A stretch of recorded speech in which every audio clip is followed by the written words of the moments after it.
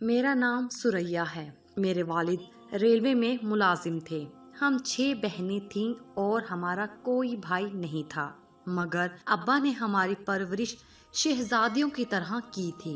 اتنی آمدن نہ ہونے کے باوجود وہ ہماری ہر چھوٹی بڑی خواہشوں کو پورا کرتے تھے۔ ہمیں کسی چیز کی کمی محسوس ہی نہیں ہونے دی۔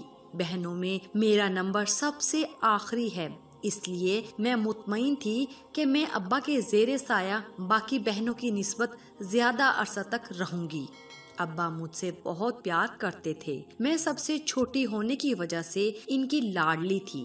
میری سب بہنوں کی شادیاں بڑے دھوم دھام اور اچھے گھروں میں ہوئی تھی۔ آخر وہ وقت بھی آ ہی گیا جب ہر بیٹی اپنے باپ سے جدا ہو جاتی ہے۔ میرے لیے وہ دن بہت مشکل تھا، کیونکہ میرے بعد ابا کا خیال رکھنے والا اور کوئی نہیں تھا۔ میری ماں کی وفات میرے بچپن میں ہی ہو گئی تھی۔ میری شادی عامر نامی لڑکے سے طے پائی جو بینک میں کام کرتا تھا۔ وہ بہت سلجھا ہوا اور اخلاقی لحاظ سے ایک اچھا انسان تھا۔ شادی کے بعد عامر میرا بہت خیال رکھتا، مگر پھر بھی مجھے ایک چیز محسوس ضرور ہوتی تھی۔ عامر کا بھائی کاروباری لوگ تھے، انہوں نے اپنے کاروبار کے ذریعے کافی ترقی کر لی تھی، اچھا گھر اور گاڑیوں کے مالک تھے۔ میں نے عامر سے کہا کہ آپ بھی اپنے بھائیوں کی طرح کاروبار کر لیتے تو آج اپنے بھائیوں کے برابر ہوتے۔ عامر نے کہا، میرے بھائیوں نے شروع سے کاروبار میں دلچسپی رکھی، جبکہ مجھے پڑھنے کا شوق تھا۔ میرے بھائیوں کی بہت خواہش تھی کہ میں ایک بڑا آفیسر بنوں۔ میں ایک افسر تو نہ بن سکا، لیکن میں بینک میں ایک اچھی پوسٹ پر ہوں اور 1 سال بعد میری پروموشن بھی ہو جائے گی۔ تم فکر مت کرو، میں اپنی زندگی میں تجھے کسی چیز کی کمی محسوس نہیں ہونے دوں گا۔ عامر کی باتوں سے میرے دل کو اطمینان حاصل ہوا اور مستقبل میں اچھا سا گھر اور گاڑی کے خواب دیکھ ہی رہی تھی کہ اچانک ایک ایسا واقعہ ہوا جس نے عامر اور میری زندگی بدل دی۔ عامر کے بینک میں کرپشن کے الزام کے نتیجے میں 8 ملازموں کو نوکری سے نکال دیا گیا، جس میں عامر بھی شامل تھا۔ عامر نے ان کے سامنے قسم اٹھائی کہ میں کسی کرپشن میں ملوث نہیں، مگر انہوں نے عامر کی ایک بھی نہ سنی۔ عامر دوبارہ 0 پر آ چکا تھا۔ اسی دوران ہمارے بچے کی پیدائش ہوئی۔ بچے کی پیدائش ان حالات میں ہوئی کہ عامر کے پاس اتنی زیادہ رقم نہیں تھی۔ عامر نئی جاب کی تلاش میں لگ گیا، مگر عامر کو کوئی بھی جاب نہیں مل رہی تھی۔ گھر کے اخراجات پورے کرنے کے لیے عامر نے مزدوری شروع کر دی۔ میں ہر روز عامر سے یہی کہتی، کب ملے گی آپ کو نوکری؟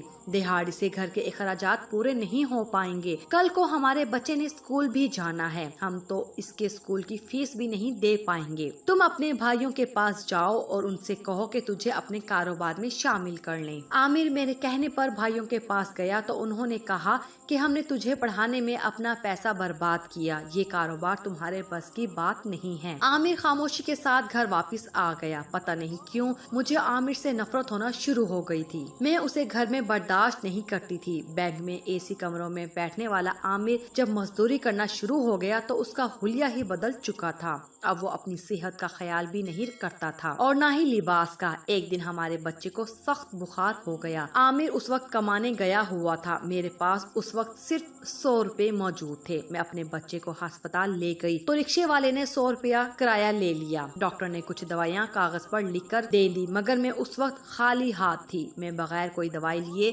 گھر واپس آ گئی۔ عامر گھر آیا تو میں اس سے لڑنا شروع ہو گئی۔ میں نے اسے بہت باتیں سنائی جو پہلے کبھی نہیں سنائی تھی۔ وہ بھاگتا ہوا میڈیکل سٹور گیا اور بچے کے لیے دوائیاں لے آیا۔ صبح ہوئی تو میں نے سامان پیک کیا اور اپنی بڑی بہن کے گھر چلی گئی۔ میں نے عامر سے کہا کہ اب اس وقت واپس آؤں گی جب تجھے اچھی سی نوکری ملے گی۔ جب میں اپنی بہن کے گھر آئی تو ان کا گھر اور اس میں موجود آسائشیں دیکھ کر میرے پیروں تلے زمین ہی نکل گئی۔ 3 کمروں میں اے سی لگے ہوئے تھے، حتیٰ کہ کچن میں بھی اے سی تھا۔ ان کی ایک بڑی سی گاڑی تھی۔ میری سب بہنوں کی شادی کھاتے پیتے گھروں میں ہوئی تھی۔ مجھے اپنی بہنوں سے بھی جلن ہونا شروع ہو گئی تھی۔ جبکہ ہم ایک ہی والدین کی اولاد تھی تو وہ اتنی خوشحال اور میں تنگحال کیوں؟ میری اسی سوچ نے مجھے پاگل کر دیا تھا۔ عامر اپنے بیٹے سے ملنے بار بار میری بہن کے گھر آ جاتا تھا۔ میرے بہنوئی کو یہ بات پسند نہ تھی، اس لیے اس نے گیٹ کیپر سے کہا کہ عامر کو گھر میں داخل نہیں ہونے دینا۔ میرا بہنوئی اپنی جگہ سچا تھا۔ عامر کا عجیب سا حلیہ تھا،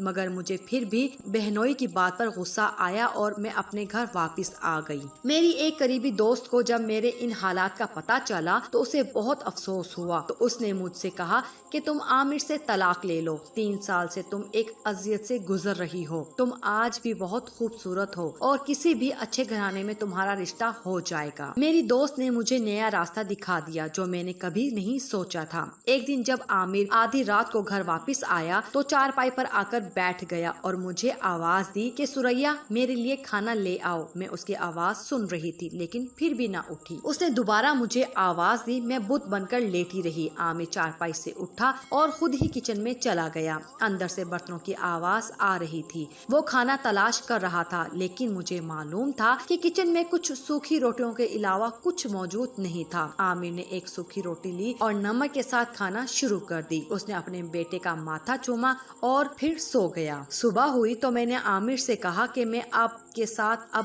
نہیں رہ سکتی، مجھے آپ سے طلاق چاہیے۔ یہ بات سن کر عامر بالکل چپ ہو گیا۔ میں بولتی رہی اور وہ چپ چاپ سنتا رہا۔ جب میں بول بول کر تھک گئی تب اس نے مجھ سے کہا کہ کچھ دن صبر کر لو، میں نے ایک اچھی کمپنی میں انٹرویو دیا ہے اور مجھے امید ہے وہ مجھے اپنے پاس جاب پر رکھ لیں گے۔ پلیز مجھے تمہارے ساتھ کی ضرورت ہے، تمہارے علاوہ تو میرا اس دنیا میں اور کوئی بھی نہیں ہے۔ میں نے کہا بھاڑ میں جاؤ تم، میں تمہارے وجود کو برداشت ہی نہیں کر سکتی۔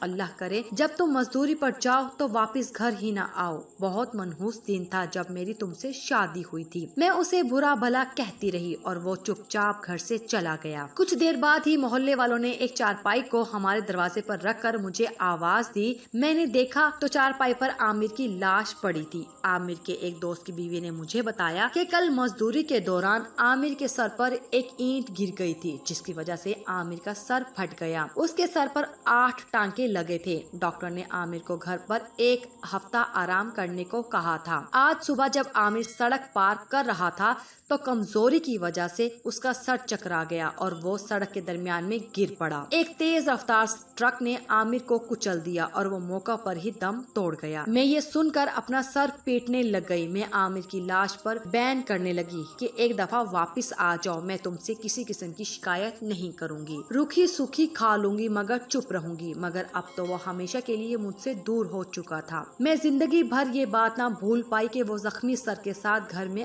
آیا تھا اور روکھی سوکھی روٹی نمک کے ساتھ کھا کر سو گیا تھا۔ مجھے اس کی خدمت کرنی چاہیے تھی جبکہ میں چپ چاپ سوئی رہی۔ 2 دن بعد ہی ایک کمپنی کی طرف سے ہمارے گھر ایک خط آیا۔